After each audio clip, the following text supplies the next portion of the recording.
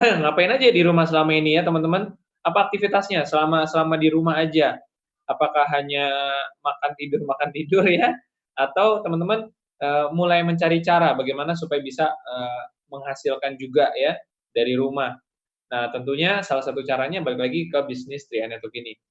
Nah, baik kita akan lihat seperti apa profil dari pembicara kita yang pertama ya, testimoni kita yang pertama dari seorang berposisi bronze agensi ya, dari Jatim ya, dari Jawa Timur ya, ya dari Jember. Nah, teman-teman semua, beliau ini sepertinya tadi saya sampaikan punya pengalaman hidup yang mungkin kalau orang lain yang merasakan pengalamannya akan merasa deg-degan juga ya. Bagaimana sampai harus mengasingkan diri. Nanti kita akan dengar sama-sama kisahnya seperti apa.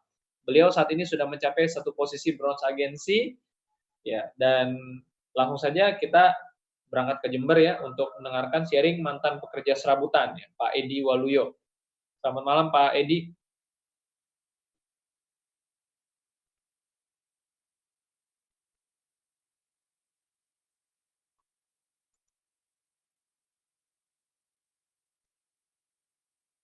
Ya, selamat malam Pak Edi.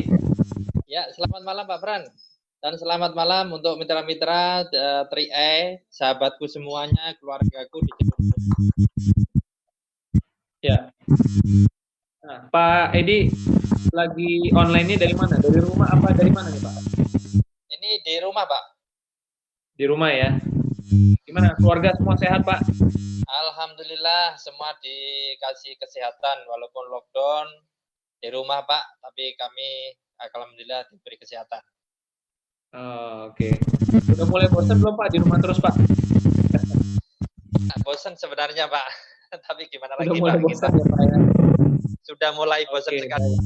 Pak sama presentasi yang biasanya tiap hari kita 4-5 kali.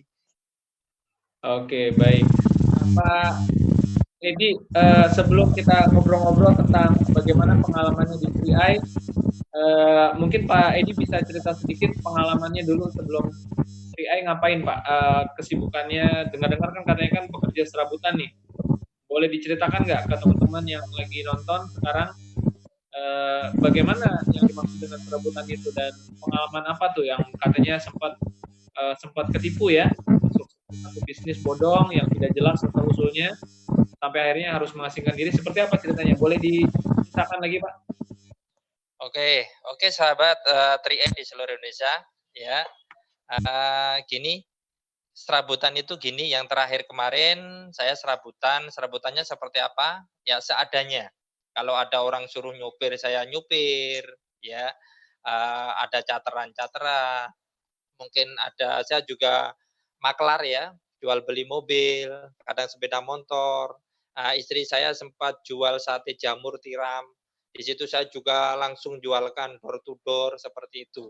Nah, alhamdulillah bulan 1 saya sebenarnya dikenalkan 3i ini bulan 1 2019 ya oleh sahabat saya, teman saya dari sini juga, dari Jember, itu datang ke rumah saya menawarkan ini, dan saya lihat konsepnya karena selama ini ya saya mantan MLM juga dulu ya, 3 tahun di MLM tahun 2007 ya seperti itu. Nah itu mitra saya di MLM yang lalu.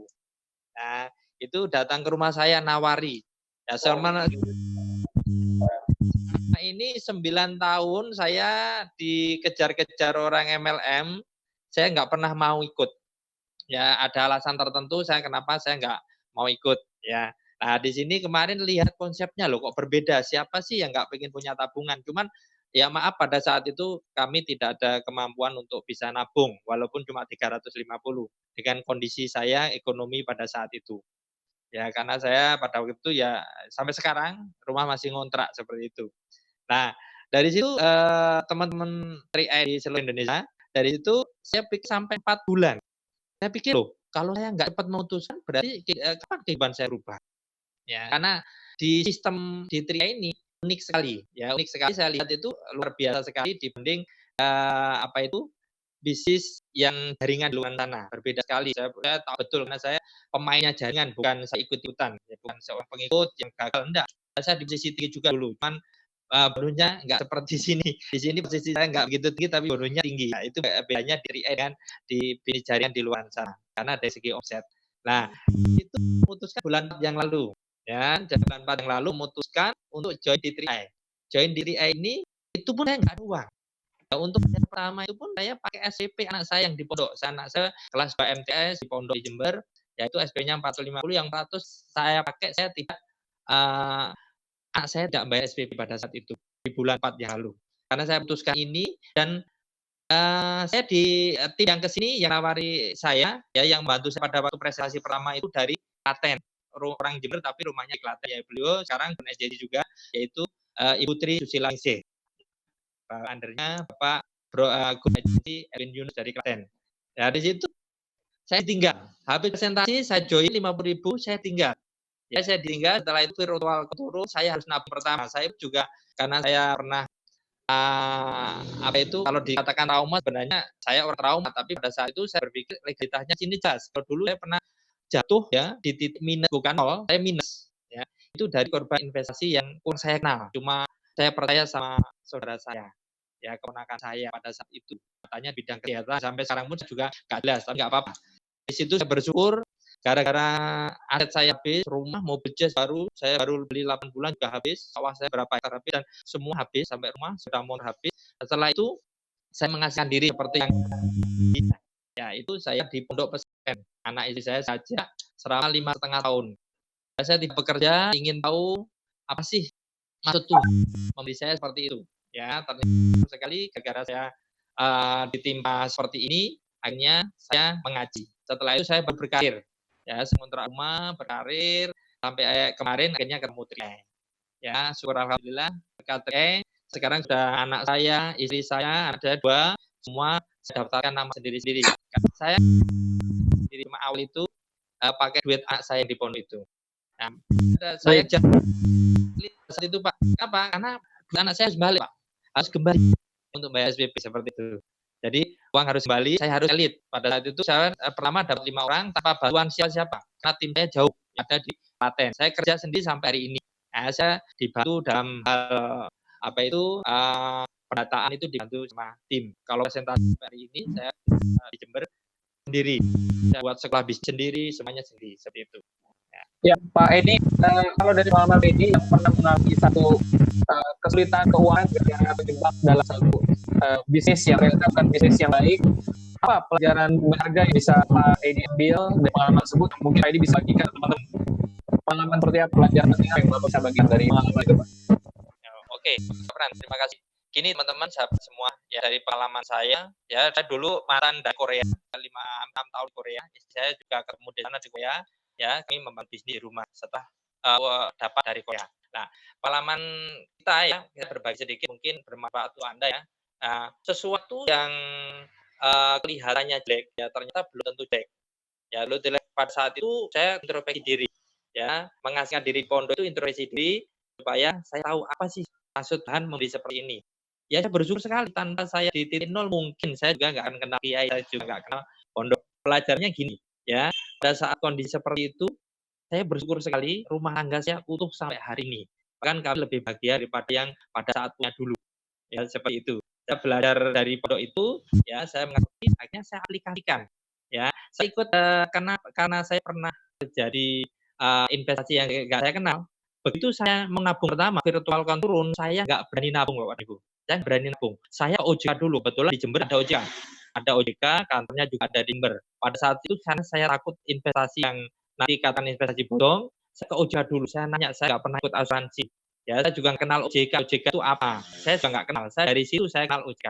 Ya, ternyata ini resmi. Kalau masalah konsep saya sudah yakin. Mulai awal bulan 1 saya dikenakan, saya sudah yakin. Pada saat itu setelah benar-benar sih, saya baru bayar pertama kali. Ya, saya juga nggak paham, bayar di Indomaret, nggak usah nyebutkan nama, virtual saya kasihkan, ternyata keluar nama saya keluar.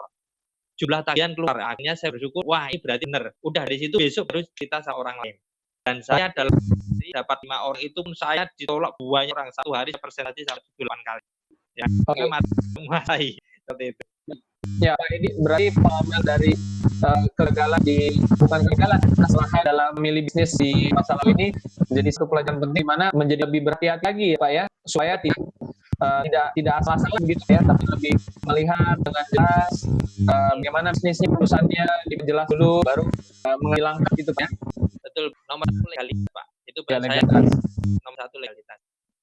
Ya, baik. Nah, Pak Edi, kan ceritanya jauh dari upline. Bagaimana membangun komitmen menjaga amanah ketika apa yang sedang upline jauh, sehingga Pak Edi harus membangun bisnisnya sendiri. Bagaimana caranya Pak Edi mempertahankan semangat dan komitmennya? Sedangkan tentu banyak sekali penolakan. Tidak semua orang yang ditawarin bergabung, pasti ada saja yang nolak. Bagaimana Pak Edi menyikapinya dan siasatnya, Pak? Saya mulai pertama, saya bangun bisnis ini tanpa bantuan upline, ya, dalam bidang presentasi. Pada saat itu, karena saya jauh dari upline, saya harus nggak mau berdiri sendiri. Karena pada saat itu nggak ketemu orang yang daftar ada di CRK-nya di Jember, pernah penolakan teman saya, sahabat saya presentasikan yang di presentasi yang pertama pasti teman, sahabat, saudara, tangga, seperti itu. Yang kita kenal dulu, pasti itu. Ya, dari situ sahabat saya dulu. Saya pernah ditolak sahabat saya. Nah, dari situ dia bilang, ini sudah 2 tahun yang lalu ada di sini. Kalau saya ikut, nggak akan ikut kamu. Ya, ikut teman saya yang dulu. Ya, seperti itu. Dan pada saat itu penolakan itu saya nggak jadi presentasi. Akhirnya saya juga nggak tahu. Teman saya itu akhirnya 1 bulan kemudian meninggal. Coba pada saat itu ikut mungkin dapat santunan seperti itu ya. Nah, dari situ banyak kesalahan yang saya lakukan. Ya, yang penting saya mau berani. Ya kan saya yakin di sini benar, tapi mungkin saya kurang benar karena matinya menguasai pada waktu itu. Ya, pada saat itu saya lakukan. Yang penting berani aja, lakukan aja dulu. Ya, masalah itu nanti menjadi kualitas, itu di kuantitas nggak bisa. Itu nggak bisa dibeli. Kualitas tidak bisa dibeli, tapi harus dilakukan. Berapa banyak kita lakukan, dari situ kualitas nggak usah diminta, pasti naik sendirinya. Seperti itu. Saya lakukan banyak, saya nggak kenal siapa-siapa. 4 bulan kemudian, di bulan 7 saya gabung bulan 4, baru saya sama tim dikasih tahu ada Crown Agency datang di kantor TIA Jember. Ya, saya kumpulkan tim saya sudah gabung-gabung. Pada itu ketemu pertama kali dengan namanya Pak Raymond. Saya kenal pertama kali langsung Crown Agency 007 di Jember.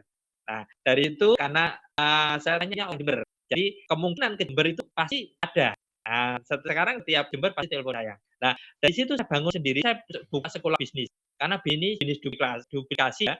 Ya, kamu mau politik di sini hanya satu. Kita bisa menduplikasikan data lain, yaitu 3927 seperti yang dilakukan oleh tim kita. Pertama, yang saya petik pertama dari Pak Raymond, itu saya masih agensi, ya masih agensi sebelum agensi dari Pak. Modalnya pertama hanya satu, mengatasi bisnis ini. Yakin kalau kita melakukan, ya kalau kita yakin apa melakukan nggak akan bisa yakin. Ya, keyakinan akan tumbuh terus. Seperti karena semakin lama semakin cinta sama 3M. Semakin cinta. Kenapa? Karena terus melakukan. Dan di situ saya buat sekolah bisnis di rumah saya, ya itu saya buat seminggu sekali sekolah bisnis untuk pembelajaran presentasi duplikasi tadi. Nah, bisnis ini kalau mau pingkan harus duplikasi. Tanpa duplikasi kita tidak bisa. Nah, nanti sama jualan sana seperti di ML-nya saya ikuti. Nah, duplikasinya kurang, akhirnya nggak bisa jual, nggak bisa. Akhirnya bisnisnya jatuh seperti itu. Duplikasi, yaitu masuk sistem itu aja. Sistem adalah rel. Kita jangan pernah keluar dari rel. Rel itu walaupun 0,001%, kalau kita keluar lama-lama juga akan jauh, nggak akan sampai ke titik yang akan dituju. Nah, seperti itu. Nah, kuncinya adalah duplikasi, yakin. Yang yakin itu nggak bisa tumbuh tiba-tiba, tapi kita lakukan prosesnya. Kualitas, ya, itu berdasarkan kualitas. Berapa Anda lakukan, kualitas akan naik, nggak usah diminta kualitas. Ya, seperti itu, Pak. Ya baik Pak, ini artinya menghadapi kegagalan kalau orang yang nolak itu biasa ya, tidak ada sesuatu yang luar biasa, semua ada itu yang dari proses. Karena membangun kualitas itu perlu waktu, tidak bisa dalam semalam, dan tentu saja penolakan atau kegagalan sebenarnya bukan penolakan atau kegagalan, tapi hanya proses. Begitu Pak Edi ya. Baik. Nah Pak Edi, ya itulah bisnis ini. Kalau ada penolakan, keenakan Pak, jalannya terlalu mulus Pak. Kita harus jalannya bergelombang. Nah, di ujung sana pasti ada kamu jalan yang mulus Pak. Oke, baik. Pak Edi, terakhir bagaimana perasaannya setelah 5 bulan sampai posisi agensi lalu melihat ke belakang gitu? Apa yang Pak Edi rasakan kita naik sampai posisi agensi? Melihat dulu Bapak pernah di posisi sejarahnya, apa yang Pak rasakan di setelah sampai bronze Pak? Ya, terima kasih. Ya, saya bersyukur sekali. Ya, kemarin ini ya, ini kunci juga. Ucapan, pikiran adalah doa. Makanya kita berhati-hati dalam berpikir, ya.